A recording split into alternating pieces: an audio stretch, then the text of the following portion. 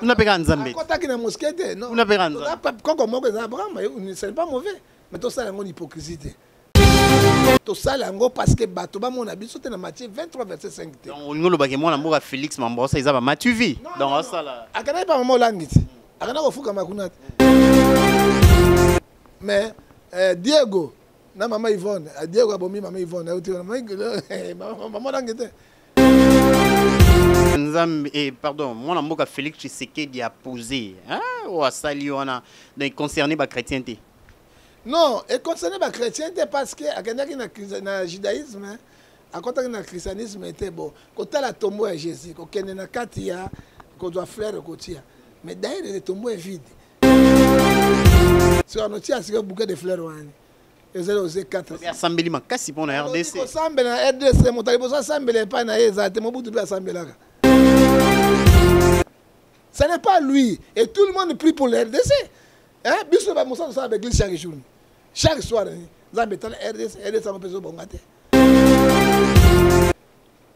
Nous prions, mais ils bongate. Tout ça, il va faire des prières, ils ont bongate. Il y a un moment où on continuer. L'église écuménique, ça n'est pas grave. Il a remis RDC en beaucoup ensemble. On va plus résulter en il y a RDC pas ensemble. C'est ça le problème. Ça dit quoi? RDC dans ma bête, nos dirigeants, nos pasteurs, on va diriger Bisso, ma chef religieux, baza mabe, qu'est-ce que nous marquons à RDC? Hein? Nous avons battu sur amour, Najan 12-34. Aimez-vous les uns et les autres. Bisso, moi, nous avons fait l'objet de pas l'église et reporter Bisso. Nous avons battu sur Bakita, Bakonzi, Bazozo, Badjip, Bazozo, Badéputé, et Bisso, nous avons fait la foot à l'enseignante et le côté Bazozo. On a bolingwa solo. Hein? Malades. Ce sont les gens qui sont malades. Ce sont les autorités qui sont malades. Qui sont malades. Ce n'est pas RDC. Ce n'est pas possible de postalité. Mettez ma bé.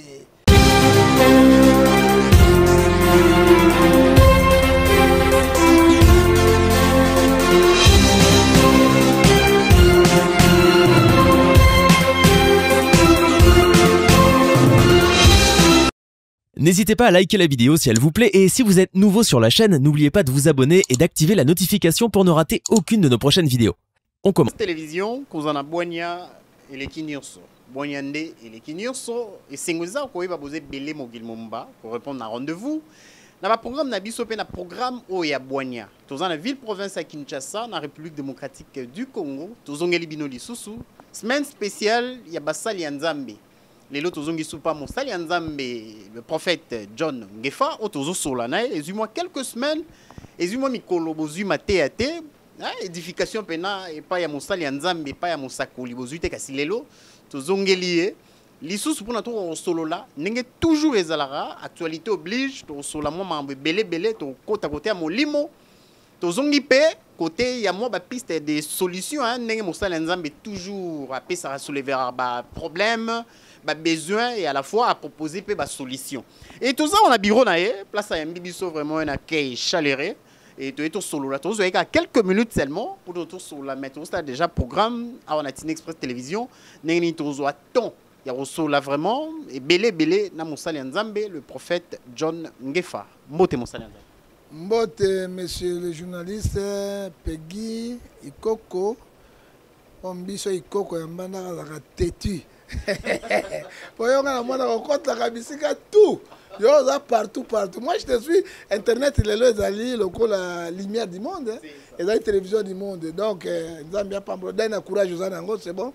Aux anangos, kamata ya malamu, koyebi sabato, ya mabepe bato bakeba. Mosala osala kango, on a comme sentinelle.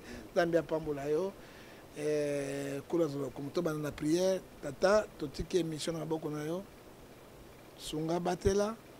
Moli monnaie la carte naie, totiki ba diaspora na boko na yo, tina express télévision, kolo pesa ebwana, science intelligence, o batela bango ni balé sarabiso ba boko la rabiso, kolo maladie ba coronavirus musika, ba épidémie musika, kolo na monete yo zwi mokili na maboko, o tozali ko banga kufa ekotaki mais yo osili kolongola kufa.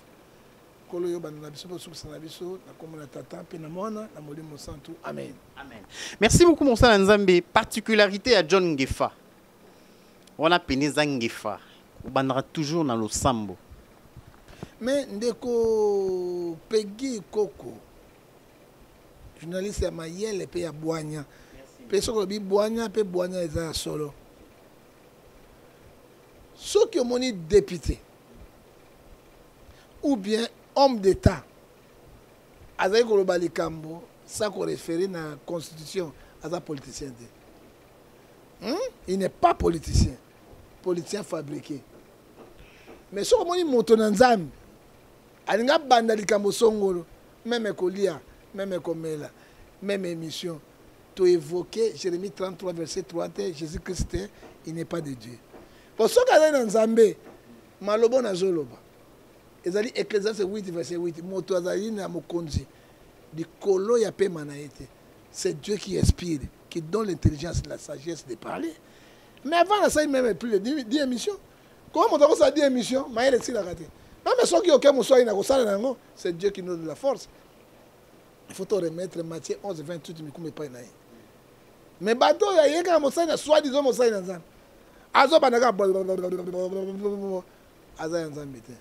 il faut y aller. Matthieu 25, 24, verset 5, plusieurs viendront sur mon nom, or que ce n'est pas moi. C'est ça particulier dans Ngaï Yangoa.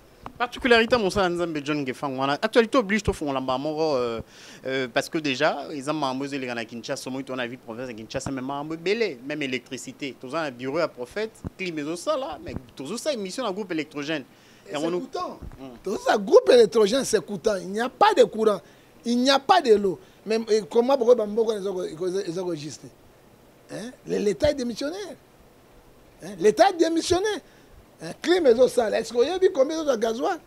Maintenant, on a 5 kVA. Ils ont consommé combien? Et les gens savent que le Congo démocratique, le pays béni, quelle bénédiction? Le pays des Mopotou.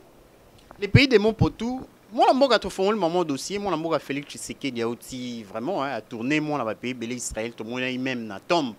Il y a un grand prophète, un grand homme de Dieu, au Bissonion, surtout dans l'ordre, il y a Monsala Nzambe, Abraham, ou Tikabiso. Et notre père, hein, nous sommes vraiment alignés, tout le monde a Félix, tout le monde a tombé belé et tous les lois ont été. D'abord sur le plan spirituel, ils en ont quelques RDC, ça va quand même. Mais ce que le Kabila comment il est en Israël? Kabila comment il va tomber en un sort? Mais beta qui t'a te ponani. Mobutu n'enzambe na yango. Et beta qui t'a te ponani. Moto kende qui t'aime moi quoi qui l'aura des Kabila parce que il était musulman. Il y a Sambeliti dans le mur de lamentation. Mais lui ne peut pas prier dans le mur de lamentation. Le mur de lamentation est un gars qui seulement n'a juif, bango judaïsme. C'est le judaïsme ou le christianisme. Yesoya qui n'a yenda fondé le christianisme. Au lieu à la mur de lamentation avec les soukours de pape. Mon Seigneur, il faudra qu'il y ait la carte, il y a temple de Salomon. Hein, en tant que chrétien. Mais il a fait ce qu'il pourrait faire, ce n'est pas mauvais, mais lui, il est chrétien, il n'est pas judaïsme. Il y a la différence entre christianisme et judaïsme. Et on a christianisme, quoi, il y a christianisme. Mais tu peux entrer dans les temples partout. Mais ceux qui osent dire judaïsme, il faut robe à moulaï, et lamba moulaï, avec Otika Mandef ou Ekita, avec moi, Nina Bango, ça différence. Il y a Pierre. Azalaki pire judaïsme. Il défendait le judaïsme parce qu'il était juif et Paul, il défendait le christianisme. Et na atu o Monsala Nzambe pardon, moi na mboka Félix Tshisekedi a posé hein ou asali wana concerné ba chrétienté.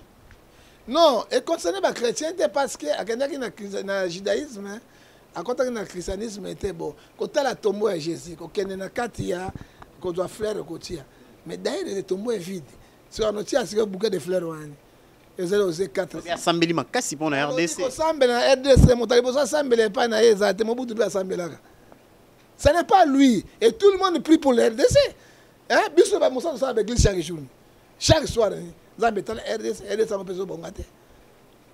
Nous prions, mais ils bongate. Tout ça, il va de prier, ils ont bongate. Il y a un moment où on continue. L'église est communiquée. Ça ne m'a pas. il a remis RDC na boko ya nzambe. Wa pe résultat ngo ya RDC pas nzambe. C'est ça le problème. Ça dit quoi? RDC ça m'a bête. Nos dirigeants, nos pasteurs, oh ba diriger biso, ba chef religieux, ba za mabe, mitema mabe lokola bandoki. Qu'est-ce que nous marquons à RDC? Hein? Nzambe tene biso amour. Na Jean 12 34. Aimez-vous les uns et les autres. Biso moto zoko fingama. Lobi vous pas l'église et comporter bisoni. Nzambe pesi so bakita, ba konzi, ba zo ba jeep, ba zo futu ba député et biso zo polo la bozo futa ba enseignante et le côté ba zo kufa. Wana bolingo solo. Hein? Les RDC n'est pas malade, ce sont les gens qui sont malades. Ce sont les autorités qui sont malades. Ce sont les chefs religieux qui sont malades. Ce n'est pas RDC. Ce n'est pas possible de postalité. Nyonso, biloko nyonso. Mitema mabe. Bayebi eloko bazo salate. Hein? Comment Rwanda, Burundi, Ouganda, 9 pays frontaliers bazo bénéficier de la richesse de batonga mboka na bango zo tonga mais RDC zo kita. Mais biloko zo dépend na biso. Nous sommes comme les pygmées. Changeons-nous, to changer comportement. To changer comportement et moi la mboka mosala nzambe John Gefa. Moi la mboka Félix ça l'union se bon expliquer hein, plus dans langage côté chrétien, spirituel et tout donc côté comme kaka na Jérusalem asimi. Ya katoki na mekite. Akene na Arabie Saoudite. On a pega nzambe. Kotaki na mosquée non. On a pega nzambe. Koko moko za Abraham, ce n'est pas mauvais, mais to ça la hypocrisie. Tout ça parce que bato ba mon habit sauté dans Matthieu 23 verset 5. On ngolo ba ke moi la mboka Félix Mambrosa ils aba matuvi dans ça là. Akana pas maman langiti. Akana ko fuka makunat. Mais Diego na maman Yvonne, Diego abomi maman Yvonne, maman langiti. Diego chauffeur oya abomi maman Yvonne. Hein? Mais tout le monde qui présente c'est que comme il pas maman langue, ba tirer taper afukami. Il prie Dieu. Hein? Azomona, il y a ça les musala naï, mais na quatre églises on a mis ça na bango zani. C'est ça le problème. Tout ça, l'hypocrisie. Il y a la différence entre la chair et spirituelle. Et moi, je te dis aujourd'hui, M. Peggy, c'est la spiritualité qui domine physique. C'est la spiritualité qui domine. Donc, en réalité, dans l'homme, c'est l'esprit. On a le langage à Moussa Nzambe. Oui. On a le langage à Moussa Nzambe. Et tout le monde a Félix, à Tamboli, Moussa Nzambe, à Zungi, tout le monde Kinshasa, Nenge Ninganaki, tout le monde mobilisation à différents partis politiques. Ndenge bakendai oyambaye parce que ngana za ina aéroport to eti 10e rue to moni ndenge ba Kinshasa boyambi mona mboka Félix le chef de l'état congolais na wana ningo la tsapena ke ba kinois to ba congolais bino nyonso en général bozongi susu bolingo pa mona mboka Félix bo pese sous confiance Peggy Éclairage chapitre 1 verset 10 et loko ya sikeza na sema belete pe ko sale matin. Ndenge monika foule Félix ayaki bemba ya foule wana deux fois. Moïse Katumba na Katanga c'est la même chose. Fayu le Mozito la même chose. Kitisa mboka li peko peka. On te pas dit pongo pongo. Hein? Et ba Félix le président Mpate le kaki. Ce sont les gens qui cherchent les. Mais IDPS mon pata to bien on tient IDPS. Mbongo liya maka bato ya moto bafuta bango ba carburant. IDPS tant bazaki pauvre. Bazaki ne l'autre côté, bazaki ofele. Oya lelo comme ya mbongo. Odaninga koyamba chef de l'État nous ne refusons pas, moi je peux le faire. Mais na koyamba chef de l'État, qu'est-ce qu'il a apporté au Congo? Oya oti ba voyage ne apporté na Congo ni poto yamba ko la guerrier. Investisseur d'ici 2022. Papa, 2022 est année électorale. C'est fini, mandat présidentiel. Il y a des actions. Mais action, merci. Il y a une banque qui a 3 milliards de dollars pour organiser l'élection. Et ça, année, il y a une action. Année, il y a action en 2020, 2021. On dit, mais le deuxième mandat à Félix Tshisekedi. Mais le deuxième mandat, l'équipe qui gagne, il faut dire la vérité. Azagobunda, même action sur Thérèse. Gratuité. Gratuité, les enseignements sont en grève. Courant, il n'y en a pas. Maïzate, social, les gens souffrent. Nakoyamba président, ceux qui n'ont pas guerre à Est, à Silisiango, à Bimi le Kola héros. Mais guerre à Est, là, M23, à Bimi, lobby, raison pour laquelle au Kenda est aéroporté. Aucun aéroport, parce que nous avons azobunda mais eloko bomi président Tshisekedi il fallait ça l'union sacrée na yona motoko amende à côté de l'union sacrée pour pas passer DG directeur général PCA ya société maritime mais c'est l'ironie hein c'est les coloquites sauvages. Les coloquites sauvages sont là dans l'union sacrée. Mais il y a il cherche toujours de poste. Ministre, pas de mende basaba, na mokilioyo, bato M23 ba mende wana. RCD ba mende. Hein, pour troubler le peuple congolais. Et pourtant dans un est ya mboka, bande ko nga bazo kufa. Guerre aussi la terre. ADF na nubabima. M23 babima, nyonso babima. Mais président yeto mbie na non honneur nyonso apporter kimia na Congo na est ya mboka. Apporter aye na nini oyo Congo a stabiliser Congo. Malgré ça be fort wana loamba yemba ndeko bandoki ba facilité. Et faut yeba qui fanatisme Jacques chapitre 2 verset 9 Dieu nous considère toi et moi comme des agresseurs. Pour yo kende ki report. Ouais, biso kende pour musala. Musala oza pas agresseur. Na mona ba collègue na yo ba homme de Dieu bazai kuna. Mais ba kende kuna pour. Belepe. Oui, ba kende parce que mboka ya business mboka mosuku. Mboka business. Mboka business ngai président Félix banda kota te suka benga ngai mokolo moko te. Mais j'ai des matières à kosungai na plan ya mboka eza lelo oyo.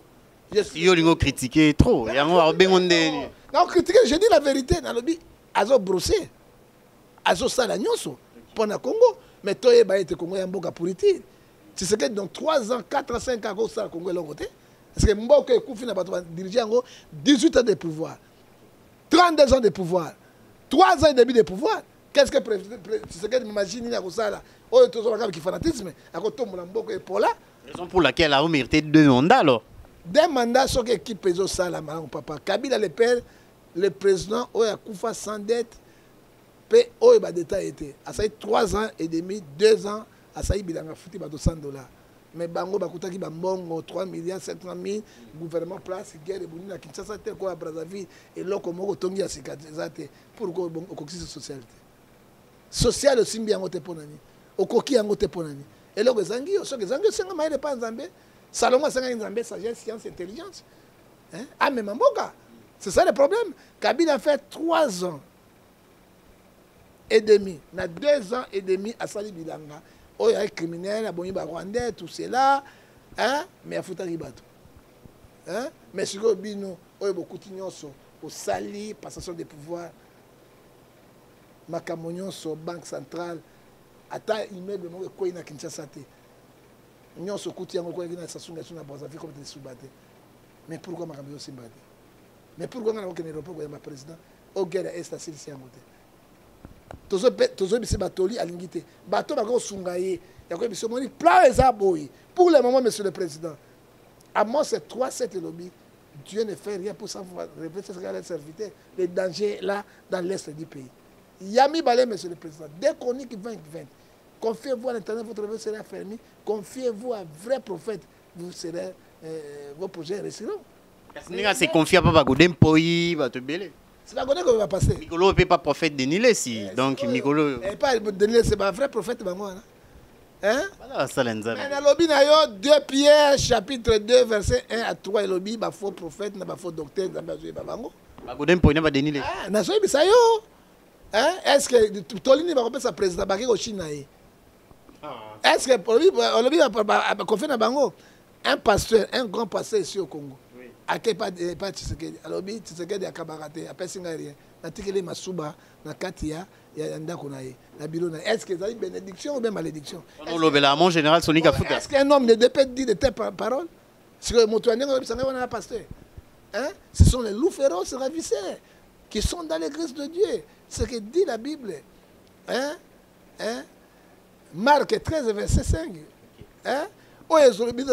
Matthieu 7, verset 16. Vous les reconnaissez par leurs fruits. Le vrai homme de Dieu. Oh, quelque chose n'a pas pour échanger. Parce qu'il m'a mis Dokodoko. Il m'a mis Sadik. Oh, Yamali. A changé le régime Mobimba. Hein? Nakati Yamali. Mais Bango Yambara Bango. Bon, flatteur Wana. Il y a le kuta wana bazo kosaka bango na ba robe ya milai o bazo yamba bango. Qu'est-ce que nous pouvons faire? Nous sommes comme Michel qui dit au chef la vérité. Mais nakabe mais mona ki mabe suka pesa raison na Michel. Souka pesa raison na nini tozo évoluer donc il nous reste juste à quelques minutes seulement et mon sala nzamba fongoli déjà moi ba dossier mais to clore non to clôturer non na masolo ya mwana mboka Félix et voilà mwana mboka Félix akiti le 6 novembre l'an 2021 to ngeto mona Kinshasa isusu linga yeningana na démonstration moro de force ya bande on a biso bloc patriotique Kinshasa bandeko ba permis enfin de commander mais est-ce que ba raison mon sala nzamba même sur le plan spirituel yo po bangaité so qui marche on a bloc patriotique et salamagi. On a à Kinshasa. Et là comment on changer de marche et bangisa qui va pouvoir union sera catholique. Le coup la catholique a continué Camboyo. Hein papa? Tant que ça il y a quelque chose qui vont bouger. Ça je te dis la vérité. Mais ça ça nzambe ndeti yo mususu déjà na ba camp prophétique bon on a Félix deux mandats mais bon on a catholique nezo ko ezo Félix mtazo si sa catholique. Comment Félix a aussi sa catholique ndengeni? C'est ba faux prophétie. Ezali Jérémie 14, 13 à 15. Ézéchiel 13, 15 à 17. Les faux prophètes, les faux prophéties. Mais quand prophétique, nous sommes moni. Tout tira au sabato. La cosa nzambe. Hein? Nzambe mutasimi milimo na nzoto ya yebi. Il est omnipotent, omniscient, omniprésent. Tout tika koko sarabato. Hein? Et quand prophétique est monté dans le bizalé na yo. Et quand prophétique est dans vivre. Et quand prophétique n'a pas humilié, na niveau nyonso, humiliation. Papa son n'est pas sandi bateau. On rebenga bandoki nyonso, mais le plus grand succès c'est Dieu. Et quand prophétique dans l'église nezo tamboul. Hein? Tout tika oko sabat. Félix a la demande, c'est vrai parce qu'il a planifié déjà nzela na ye. Oh ba bimisi lelo mon papa ya seni. C'est pour faire quoi? Kadima. Kadima, c'est comme un anga. Ça dit quoi il passe? Hein? Soit de réalité, bientôt bang ensemble élection libre démocratique. Parce que Yesu na mandef, bazui banjelu bango ko ba président ya bureau de vote. Tokende na lobi c'est autre vérité. Yesu a quitté na mandef a Télémi président à vote. Donc on m'a dit bange, ko ba Gabriel, ma Michael ba comme quoi président à vote nyonso. Ba to ba voter pe tsike de lekia so. Na ndenge pays za na chaotique to bang ensemble monsieur. To lo bango vérité. Parce que oya moto asale ko tikela ka moto. Hein? Oh, il y a moto, ça les rotis la moto. Donc, quand ça y est, Bengani Mobutu, on aura un changement total. Kabila le père a eu changement ça évité. Kabila Babomi a dit Joseph Aye qui bangi sa musique prophétie. 4e président contre la jeune, il y a comme ça beaucoup aide dorado. Donc, il y a mon pote, la pelengeni. Joseph a mis ma kilate, oh, t'es tombé la moutou, ma beaucoup. Aye na traite de Tshisekedi Aye changement ça. Congo de changer ni. Pas ces eaux qui t'a okita. Ce qu'on lui passe sur le Mobutu par rapport à Kabila le père changement. Donc il passe sur le Kabila le père sur Kabila d'un changement. Donc il passe sur le par rapport à Kabila changement. Congo est au matate mais est au kita. Congo est maudit. Le pays est maudit. Le pays est nécessaire. Mais maudit par qui? Par les hommes. Na biloko bango bakota. Tango sangisi nzambe na molili nzambe apesamboko na bénédiction. Mais moi la Félix yé mutu a transambé la reste c'est prophète. Tango zolo ba maudit assemblé la yé mutaza chef de l'état il représente so Kabila ndazo sambela te. Mobutu ndazo sambela te. Mobutu bobo mona na église catholique. Mais ya yé ko sambela ne ebani ezo mona na bondi mebino ba pasteur. Mais ba sambelaka elakisaka na misala. Hein? Ko sambela oyo mutu azo sambela ke changement total. Soki Félix asambelaka ya solo ko yeba nzambe. Hein? Salaire n'est que 2 500 000 $. Et pourtant, salaire est 2 millions. Na iba yango na kofi. Na gbepa, tanga afundaki na nini wana. Salaire na yi. Hein? Ok, salaire à président. Et ce qui fait que ça semble la solo, il ne peut pas autoriser un président à Sénat de 100 000 $. Et pourtant, militaire à 60 $. Et pourtant, fonctionnaire à 80 $. Ce qui semble la solo, il ne peut pas autoriser la crise autorisée yango. Président du Parlement de 100 000 $. Tu vois, tu es obligé de payer un enjeu politique. Tu es obligé de et tandis que, soit il fallait que ça semble solo, hein, président américain a un salaire à 36 000 $ américains. Président français, le 5e, 4e pays le plus puissant du monde, a 16 000 €. Hein? Président, chancelier allemand, hein? Azan a combien? Azan a 15 500 €. Angela Merkel. Mais Azan pauvre. Nandako Azan a piscine. Il y a président Merkel wana. Azan a piscine. Azan a pas travailler. Hein? Ozomona asukula bilamba ye moko na mobali na ye. Regarde le pays ils sont riches. On vend cette économie. Mais surtout quand on est en Europe et Mobimba, pays moko leki Allemagne économie na stabilité zate. Mais on a salaire na président. Mais on a besoin de défa 5 à 2 500 000. Et tala siko professeur qui est à $200. Hein? Tala basuda bazo kufa na bitumba combien 60 €. Hein? Et tu peux dire que le président prie? Oui, il prie. Mais c'est une volonté politique. Maintenant, quand on a Congolais, volonté politique. Les gens n'ont pas la volonté politique. Hein? Le président Zambia, il marche avec avion, avion commercial. Alors, il voyage n'importe un avion commercial.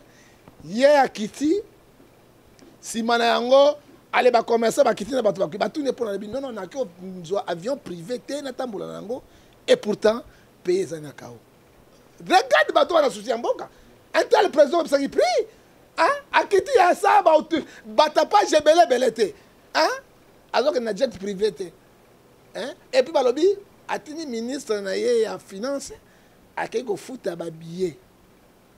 L'agence, a collé avion, a foutu à billet.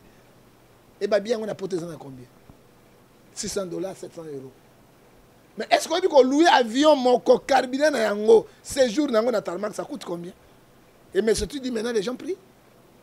C'est pas toi qui es Congo. Parce que si tu es Zambé à solo à Congo, il faut misère au peuple congolais. Je ne suis pas contre le pouvoir. J'aime le président. Parce que le président est un mboka. Autre cas, congolais 100%. Nzambe a le kumu. Mais est-ce que l'action est au Congo? Oui. Quand on a journée bien. Autre question. Oui. Quand on a un cimetière, tout le monde tombe à Jésus bien. Mais ce qui la vraie religion s'entache devant l'Internet. Jacques chapitre 1, verset 27, est de consister, d'aider les orphelins et les veuves dans leur faiblesse et dans leur malheur. Et il y a des veuves, oui, mais on a tombé dans le cimetière, il y a 60. Mais il y a ce qu'on a 14 ans, il est tombé, il y a un cimetière de l'autre côté. Pierre, alors, il y a une bande, alors, il y a une bande, et si dans le père, il y a une bande qui a calesso, il y a un ballon qui a calesso. Il y a une bande. Limbanda est sauvé au Kenya, qui est mais ce que là, on dit dans la carte, Lazare, à Koufa, n'a pas de tombe à Lazare et Salini. Auquel il tombe à Abraham et Salini. Mais c'est moi qui me basalia, non? Moza dit Nabala, basalia, non? Hein? Quand on a la bango, tata abisso ya Pakalibanza, basalia, non? Kitawara, Azakuna Basanso, basalia, non? Pourquoi on a tombé à bango? Hein? Tombé à bangote? Confusion totale, monsieur. Confusion totale. Hein? La charité bien ordonnée commence par soi-même. Hein? Soi-même. Hein? Alors, si on a l'État, nous ne critiquons pas. Nous disons les choses qui sont réelles. Niveau Mboke Zani, petit nanga caméraman avant de balaton à l'aide. Nous allons kangeta la licorne de la vanne. Moteur nanga. Hein? Hein? Directeur technique avant de citer nga di banditu e bimi parce que di banditu bimi a mokolote un peu mokolote souffrance. Hein? Président Tembote. Moi sikoyo pegi koko avandi a suki tout noir. Moi mande papa me passi. Mboko bozo bo mabiso papa. Donc comme ne va on a té. Hein? Donc d'autres forces ba vie c'est ils ont forcé sur la vie na manque ya vie mabe. Sikoyo ba baton ba ngimbo kande konanga. Mais c'est comme Monsala Nzambe John Gefa question na mutuna na tuna yo. Basala Nzambe bazandeti yo bazomona ba prophétie ba ozoa. Yo Nzambe ba mi balé yo za Nzamba gauche, bango bazana à droite tondeni. C'est comme la prophétie de moi je suis un prophète. La véritable prophétie la plus excellente c'est la parole de Dieu. Dans la Bible, nous avons deux livres. Livre évangélique et livre prophétique. Eh papa, ba prophétie le côté à Misuni. La prophétie a le couteau à pamba pamba. Mais Bappé ça peut belé tout le monde est coquille ça ma. Prophétie n'inga na pesa mboko salema de. Yo binga muke, o binga le lote. To yebi yo to. La parole de Dieu comme la prophétie. Hein? Ce que le président Tshisekedi a donné le deuxième mandat. Mais oui, même auto bâti on a pour un rôle planification les chaînes. Parce qu'on a prophète Denis si nous avons eu message Joana après ça il message Azomon a Félix en 2023. Parce qu'il savait bien que Nang avec Kabila. Corneille Nang avec Kabila, c'était la même chose. Il sait. Avant d'aller à Kabila, il y a plan politique. Donc Nzambaza on a dit. Nzambaza on a dit. Mais je te dis la vérité, Dieu n'est plus là. Pourquoi catholique a zotelem? Pourquoi Kibangi Carnet a zotelem? Hein? Papa, nous prophétisons un peu, nous connaissons un peu. Moto ebinyo c'est Nzambe. Nzambe la kisiyo. Natanga mokana Nzambe Ézéchiel Totangango chapitre 14, 13 à 15. Que dit la parole de Dieu? Ok. Oui, madame, monsieur, Tozotanga, le prophète John Gefa, Azotanga Liloba Nzambe, car revenu ni référence wana, verset biblique wana, Totanga par rapport à Motuna Natunier, par rapport à réponse à Pessi. Preuve à l'appui, Alingatanga Makomi. Ni Makomi et lobby, ni Nzambe à lobby parce que est concerné Bango Basali Nzambe. Wana Tozana on a politicien parce que c'est un prophète Mouta lobby. Parce que na kokende liboso na Ézéchiel échappé l'équipe na musika na zuya ngote na Jérémie ezo ayebisa biso na chapitre 14 verset 14. Okay. L'Internet dit Yahweh Nabibele Alobi. C'est le mensonge qui prophétise à mon nom. Ezali lokuta oyo bazo bisabiso Tshisekedi va passer mais moto ya koti wana comment on nani wana Kadi Mazani c'est nanga ya Kabila c'est lui qui peut faire passer ku constitutionnel motasimbi yango nani hein ku constitutionnel motasimbi yango nani nana zali président parlement nana sini président sénat bango tu bazai wapi na union sacrée et c'est rôle union sacrée zani yo prophète lokuta oyo hein. Pour le glissement, les choses sont claires. Hein? Pour le faou la tienne a été. Moi, ils ont signé pour l'année. Pas au cas du Malek, avec le cas du Malek, tu sais ce qui passe. On a monté avec ça deuxième mandat, mais c'est là où on boule le parce que le peuple a voté, qu'on dit maté. Ok? Je ne l'ai point envoyé. Je ne l'ai point donné l'ordre. Je ne l'ai point parlé. Ce sont les visions mensongères.